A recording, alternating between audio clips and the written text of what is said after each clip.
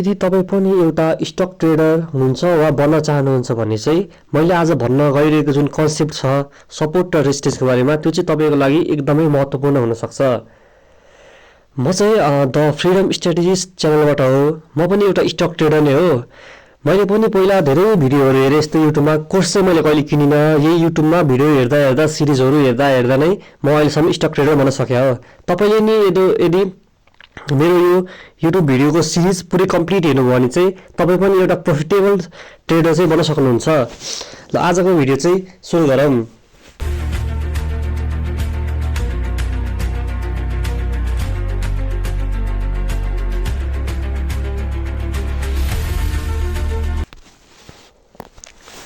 ल सबभन्दा पहिला म तपाईँलाई चार्टमा नगई यहाँको त्यो सपोर्ट डिस्टेन्सको अलिक बेसिक कन्सेप्टहरू सिकाउँछु। हाम्रो आज दुईटा टर्म सिक्न गइरहेको सपोर्ट र रेजिस्टेन्स।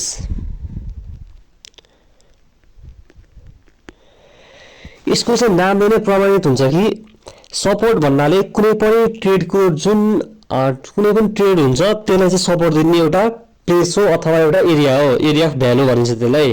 रेजिस्टेन्स भनेको चाहिँ जब हाम्रो ट्रेड बढ्दै जान्छ त्यसलाई चाहिँ माथि जान नदिने, एउटा जुन सर्टन लेभल हुन्छ त्योबाट माथि जान नदिने र त्यसबाटै रिबाउन्स भएर फर्केर आउने त्यो एउटा एरियालाई चाहिँ रेजिस्टेन्स भनिन्छ। म तपाईँलाई चार्टमा गएर देखाउँछु, अहिले बेसिक देखाउन अब तपाईँलाई। सपोर्ट कस्तो हुन्छ त, हाम्रो एउटा ट्रेड जुन चार्ट हुन्छ यसरी हिँड्ने हुन्छ। यो हाम्रो चार्टको यो मुभमेन्ट हो, चार्ट यसरी हिँड्छ। र तपाईँले यदि यहाँ सपोर्ट फाइन्ड गर्नु पर्यो भने सपोर्ट कसलाई भन्छ भन्दाखेरि यो जुन लाइन छ यसलाई चाहिँ के भनिन्छ, सपोर्ट भनिन्छ। यसलाई सपोर्ट भन्नुको कारण भनेको चाहिँ यहाँबाट ट्रेड गयो भने त यहाँबाट स्टक माथि गयो, पुस हुन थाल्यो। अब यहाँबाट माथि गयो, यो लेभलमा आएर रोक्यो, यहाँबाट रोकेर यहाँ तल आयो, तर यहाँ तलबाट तल जान सकेन।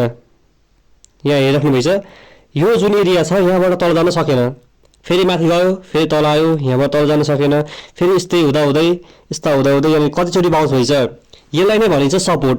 यस्तो जुन एरिया अफ भ्यालु हो जहाँबाट चाहिँ ट्रेड चाहिँ तल जान सक्दैन त्यसलाई नै सपोर्ट भनिन्छ। र रेजिस्टेन्स पनि यसभित्रै छ। रेजिस्टेन्स भनेको चाहिँ जुनबाट माथि जान सक्दैन, जुन एउटा एरिया हो त्यसबाट चाहिँ माथि जान नसक्ने ठाउँलाई चाहिँ रेजिस्टेन्स भनिन्छ। यो रेजिस्टेन्स हो, यो हामीले धेरै मैले हेरेको अनुसार चाहिँ मान्छेहरूले एउटा होरिजोन्टल लाइन तान्ने हुन्छ यस्तरी र यस्तरी तान्ने हुन्छ र त्यसलाई चाहिँ रेजिस्टेन्स सपोर्ट भन्न थाल्छन्। तर रेजिस्टेन्स र सपोर्ट खासमा भन्दा चाहिँ त्यस्तो हुँदैन। त्यो चाहिँ एउटा एरिया नै हो, एउटा एरिया अफ भ्यालु नै हो। जस्तै हामीले त्यसको लागि चाहिँ एउटा एरिया नै बनाउनु पर्ने हुन्छ, एउटा लाइन पर्टिकुलर लाइन हुँदैन। जस्तै यो हो हाम्रो सपोर्ट, यो हाम्रो सपोर्ट हो र यो हो हाम्रो रेजिस्टेन्स। यसलाई रेजिस्टेन्स भनिन्छ। कुनै एउटा होरिजोन्टल लाइनले चाहिँ सपोर्ट र रेजिस्टेन्सलाई चाहिँ डिफाइन गर्दैन, त्यसरी हामीले बुझ्न सक्छौँ। हजुर, अब म नेप्सीको चार्टमा जान्छु। 75 years ल later. म चाहिँ नेप्सीको चार्टमा आइसकेको छु। यो चाहिँ हाम्रो नेप्सीको चार्ट हो जुन चाहिँ अहिले चाहिँ क्लोज छ। अब 11 बजेपछि खुल्छ यो। ल यसमा मैले तपाईँलाई हिजोको बेसिक कुराहरू भनिहालेँ। यहाँ चाहिँ यो क्यान्डलहरू भए, यो माथि जाने भयो क्यान्डल, हरियो क्यान्डल भनेको यहाँनिर बाइङ प्रेसर आएको, यो रेड भनेको रेड सेलिङ प्रेसर आएको भन्ने बुझिन्छ। र यसमा एक्सेप्सनहरूको बारेमा मैले पहिलाको भिडियोमा भनिसकेँ।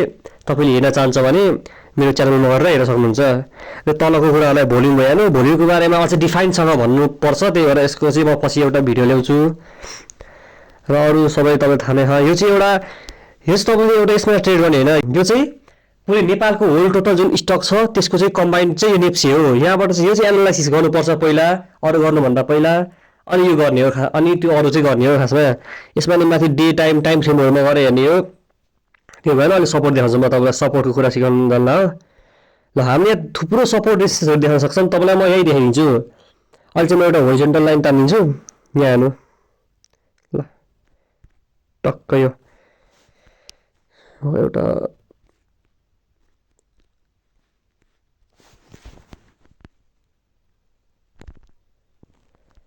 ल यो जुन एरिया छ यो एरियालाई चाहिँ के भनिन्छ भन्दाखेरि सपोर्ट भनिन्छ। यो एरियालाई सपोर्ट भन्नुको कारण पनि छ हामीसँग। यो एरियालाई सपोर्ट भन्नुको कारण भनेको चाहिँ यहाँ भएको बाउन्स हो। यहाँ हेर्नु, यहाँनिर एउटा बाउन्स भइछ, यहाँनिर एउटा बाउन्स भइछ, यहाँनिर एउटा बाउन्स भइछ, यहाँनिर एउटा बाउन्स भइछ, यहाँबाट चाहिँ जुन मार्केट छ त्यो तल जान सकेकै छैन, यता पर गयो यो छुट्टै यता भयो, यहाँबाट चाहिँ मार्केट तल जान सकेको छैन, यसलाई चाहिँ सपोर्ट भनिन्छ। यसबाट चाहिँ हाम्रो मार्केट चाहिँ यसलाई सपोर्टको रूपमा लिएर यहाँ आउँछ फेरि बढ्छ भन्ने भयो। अब हाम्रो रेजिस्टेन्स छ अर्को एउटा, रेजिस्टेन्स चाहिँ ल यो हाम्रो एउटा रेजिस्टेन्स भयो, यो विकलाई नि भित्र हाल्ने भयो, विकलाई पर्दैन ल, यो विक चाहिँ भित्रै आउँछ खासमा।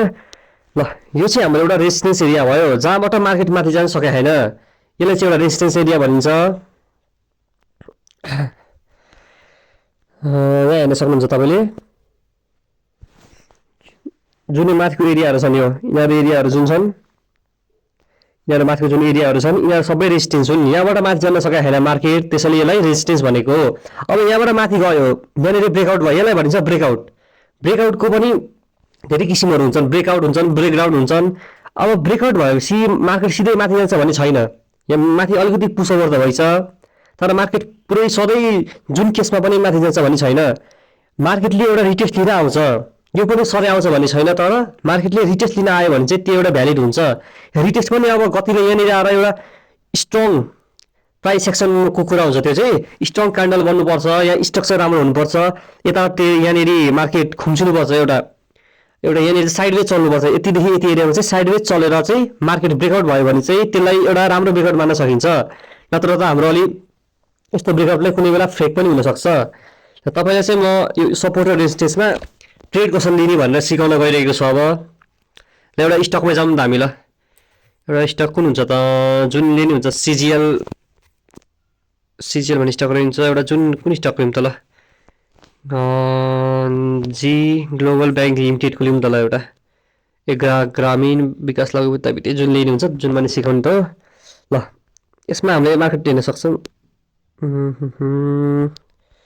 ल एउटा यतिकै छोडिदिउँ, यसलाई डिलिट गरिदिउँ।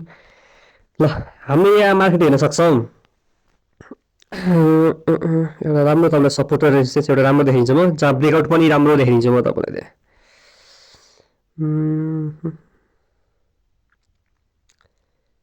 सबै ब्रेकडाउन भएर छ, सबै ब्रेकआउट।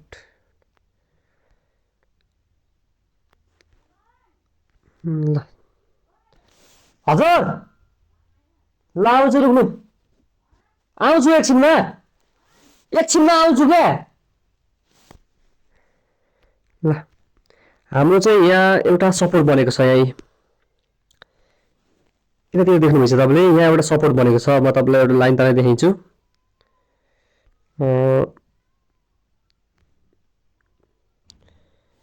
होरिजन्टल लाइन, ल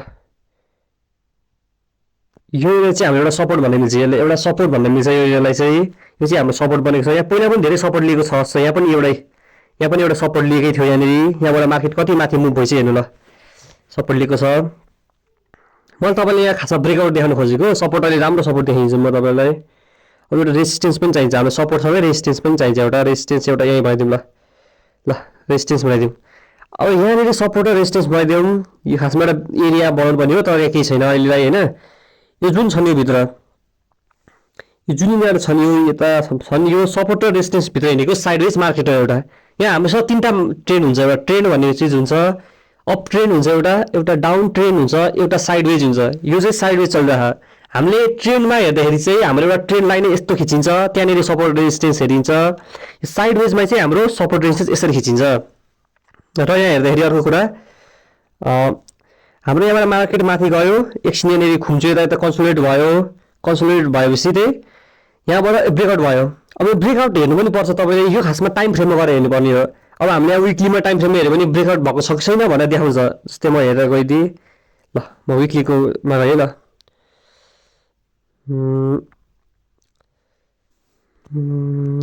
म विकलीमा गएँ। हाम्रो अघि कहाँ गएको थियौँ, यता यहाँनिर हामी गइदियौँ भने त हामी यहाँनिर सपोर्ट र रेजिस्टेन्स पाइदियौँ। खासमा सपोर्ट अलिकति यो माथि हो, यो खासमा यो यहाँनिर अलिकति माथिसम्म हो, यो रेजिस्टेन्स यसले चाहिँ माथिसम्म राख्न मिल्छ। अब यहाँनिर भएको ब्रेकआउट यहाँनिर क्लियर देखिन्छ हाम्रो। मैले तपाईँलाई जुन भनेको थिएँ ब्रेकआउट यहाँबाट चिनिन्छ भनेको, यहाँनिर यो ग्रिन क्यान्डलले ब्रेकआउट दिएको छ। अब तपाईँले यसलाई भ्यालिड ब्रेकआउट नमाने पनि केही छैन। यहाँ भोल्युम धेरै आएर ब्रेकआउट भयो भने त्यसलाई राम्रो मानिन्छ। प्लस ब्रेकआउट भएपछि चाहिँ त्यो स्टकको त्यो जुन ट्रेड छ त्यो चाहिँ यदि त्यही ब्रेकआउटको रेजिस्टेन्समा चाहिँ फेरि रिटेस्ट गर्न आयो, त्यसलाई आफ्नो सपोर्ट बनाउन आयो भने चाहिँ त्यो चाहिँ एकदमै राम्रो ब्रेकआउट हुन्छ भन्ने मानिन्छ। र यहाँ आइछ पनि यो जुन हेर्नु सक्नुहुन्छ तपाईँ, यो क्यान्डलले यहाँनिर रिटेस्ट गर्न आइछ। रिटेस्ट गर्न आएपछि चाहिँ यहाँबाट मार्केट माथि जान थाल्यो, यहाँ अलिकति तल मुभ आएर माथि पुरै माथि गयो भने त यसलाई भनिन्छ एउटा भ्यालिड ब्रेकआउट। योबाट चाहिँ भ्यालिड ब्रेकआउट भएर गयो, यसरी चाहिँ मार्केट माथि जान सक्छ। यसरी हामीले ब्रेकआउटमा ट्रेड लिन सक्छौँ। मार्केट यदि सिधै माथि गएर तल आयो भने चाहिँ यो माथि जान सक्छ। अब यहाँनिर त्यस्तो गरेर आयो भने चाहिँ अलिकति गाह्रो पर्छ, किनभने यता पनि हाम्रो रेजिस्टेन्सहरू बनिरहेको हुन्छन्। त्यो रेजिस्टेन्स नभइकन आयो भने चाहिँ मार्केट माथि जान्छ। अब बिचमा रेजिस्टेन्स बन्यो भने चाहिँ अलिकति गाह्रो पर्न सक्छ मार्केटलाई माथि जान, तर मार्केट चाहिँ माथि चाहिँ जाने भने अनि धेरै चान्स हुन्छ। यसमा नि हामीले विभिन्न इन्डिकेटरहरू, अरू प्राइस एक्सन, मार्केट स्ट्रक्चरहरू सबै मिलाएर गऱ्यौँ भने राम्रो पोर्टफोलियो, राम्रो प्रफिट निकाल्न सक्छौँ हामीले। अब तपाईँलाई म अर्को देखाउँछु, अर्को स्टकमा गरेर देखाउँछु एउटा राम्रो सपोर्ट र रेजिस्टेन्स।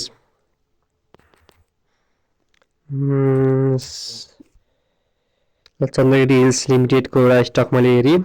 ल यहाँ एउटा राम्रो, ओहो यहाँ त मार्केट एकदमै राम्रो सपोर्टमा आएर बसेर रहेछ। यो विकलीमा भयो, मन्थली अहिले डेमा त अलिक सपोर्टमा आएन होला। ल म विकलीमा चाहिँ हेरिहाल्छु म। ल यसलाई यहाँनिरको सपोर्ट चाहिँ मेन चाहिँ यो हो, यसलाई मेन सपोर्ट यहाँ मानिन्छ यसलाई, किनकि सबभन्दा धेरै रिजेक्ट गर्न आएको यो एरियामा छ मार्केट। यहाँ एउटा रेजिस्टेन्स पनि बनाइदिएर रहेछ एकचोटि त। अब हामीले यसलाई डेको चार्ट फ्रेममा लानुपर्छ। डेको चार्ट फ्रेममा लाँदा यसलाई अलिकति तल गर्छ, यो यहाँनिर गरिदियो भने यो पनि हुन त हुन्छ। योभन्दा एउटा ल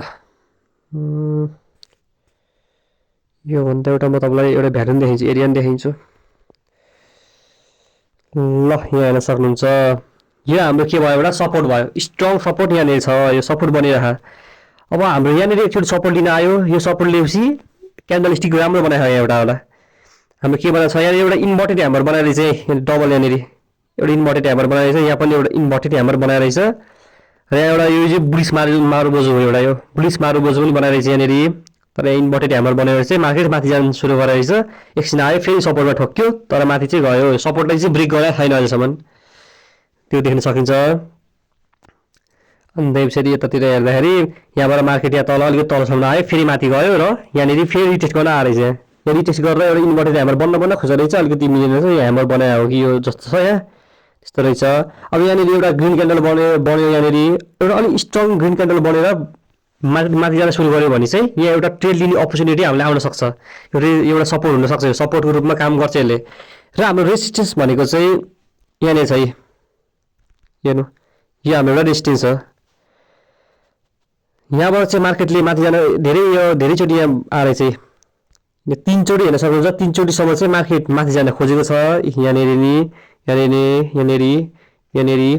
मार्केट माथि जान खोजेको छ, तर माथि जान सकेको छैन। यसलाई एउटा रेजिस्टेन्सको रूपमा लिन सकिन्छ। अब हामीले सपोर्ट गरेर के गरी मार्केट माथि गयो भने त माथि गरेर गयो भने यो यदि धेरै चान्स छ कि यो यहाँसम्म पुग्छ र फेरि तल आउन सक्ने चान्स छ। अब फेरि यही कन्सोलिडेट भएर यस्तै घुमेर बसेर ब्रेकआउट गरेर गयो भने चाहिँ अनि रिटेस्ट लिन आयो भने चाहिँ यसलाई ब्रेकआउटको रूपमा लिन सकिन्छ। त्यहाँनिर ट्रेड गर्ने अपर्च्युनिटी एकदमै राम्रो हुन्छ, हामीसँग एकदमै राम्रोसँग ट्रेड गर्न सकिन्छ। त्यसरी चाहिँ हामीले सपोर्ट रेजिस्टेन्स सबै चिन्न सक्छौँ। होपफुल तपाईँले सबै यो भिडियो बुझ्नुभयो होला। तपाईँले सधैँ प्रफिट लिने सोचमा चाहिँ आउनु हुँदैन, लस पनि हुन्छ हामीलाई। कतिपय अवस्थामा अब यो ब्रेकआउट माथि जान्छ, रिटेस्ट पनि लिन आउला। अब हामीले यहाँनिर ट्रेड लिउँ रे अनि मार्केट यहाँ माथि जान्छ भन्दा स्टप लस यहाँ राखिदिउँ रे, अब यो मार्केट तल गइदियो भने त्यो त अब लस भयो हामीलाई। त्यही भएर लस पनि हुनसक्छ। र अर्को कुरो एउटा बिर्सिछु मैले भन्न, तपाईँले यहाँबाट एउटा ट्रेड लिनुभयो अरे होइन त, मानौँ तपाईँले एउटा ट्रेड लिनुभयो अरे, यहाँबाट एउटा ट्रेड क्यान्डल आयो अरे अनि यहाँबाट तपाईँले ट्रेड लिनुभयो अरे। अब तपाईँले त्यो ट्रेड रुक्नुभयो, सबै हटाइन्छ पहिलो सुरु। तपाईँले यहाँनिर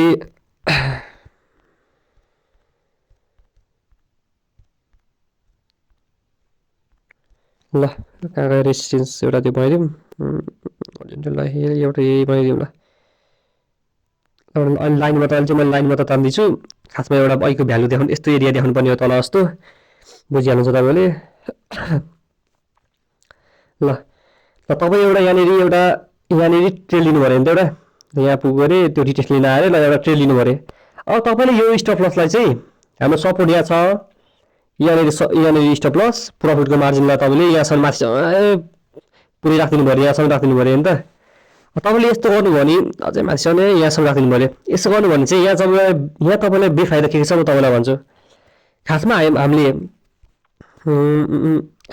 हामीले जब ट्रेड लिन्छौँ सपोर्टमा अथवा रेजिस्टेन्समा त्यति बेला हामीले जुन स्टप लस छ त्यसलाई यहाँनिर चाहिँ राख्नु हुँदैन यहाँनिर स्टप लस राख्नु हुँदैन माथि हामीले जहिले पनि यो जुन सपोर्ट छ त्यसको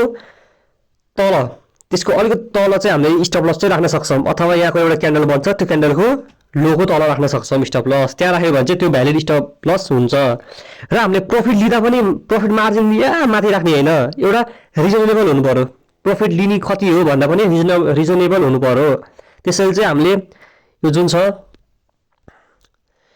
हाम्रो यहाँनिर पहिलाको रेजिस्टेन्स जुन छ यहाँसम्म चाहिँ हामीले प्रफिट मार्जिन लिन सक्छौँ अथवा 1:2 को रेसियोमा त्यस्तोमा नि प्रफिट लिन सक्छौँ अब यही माथि जान्छ पनि भनि छैन यहाँ तल पनि हाम्रो रेजिस्टेन्स बनाइराख्ने यो चाहिँ हेड एन्ड सोल्डर प्याटर्न भएको छ दुईवटा यो पनि पछि भिडियोमा कुरा गर्छु म यहाँनिर पनि एउटा रेजिस्टेन्स चाहिँ बनाइरहेको छैन नि त यहाँबाट पनि मार्केट तल फर्किन्छ भन्ने चान्स छ हामीसँग त्यसैले हामीले 1:2 को रेसियोमा राख्यौँ भने चाहिँ राम्रो हो हामीले खासमा जुन अप ट्रेन्डमा छ मार्केट त्यति बेला चाहिँ हामीले प्रफिट चाहिँ 20% को प्रफिट लिन खोज्ने हो अब डाउन ट्रेन्डमा छ भने चाहिँ धेरै नभए नि 10% को लिन खोज्ने हो अब त्यसको लागि चाहिँ गाह्रो पर्छ सबैलाई सकिँदैन र साइडवेज हाम्रो यस्तो मार्केट छ भने चाहिँ हामीले 15% जतिको ट्रेड लिने राम्रो हुन्छ एकदम त्योभन्दा धेरै लिन खोजेर काम भएन 15% भनेको यहाँदेखि कति हुन्छ 10 15 अलि यता ल यहाँसम्म ल यसको यो रेजिस्टेन्स जुन छ यहाँसम्म लियो भने राम्रो हुँदो रहेछ ल यहाँसम्म चाहिँ हामीले प्रफिट लिन खोजे राम्रो हुन्छ ठिक छ आजको भिडियोमा यति नै बाँकीको धेरै कुरा छन् अझै त्यो सिरिजहरुमा कम्प्लिट हुँदै जान्छ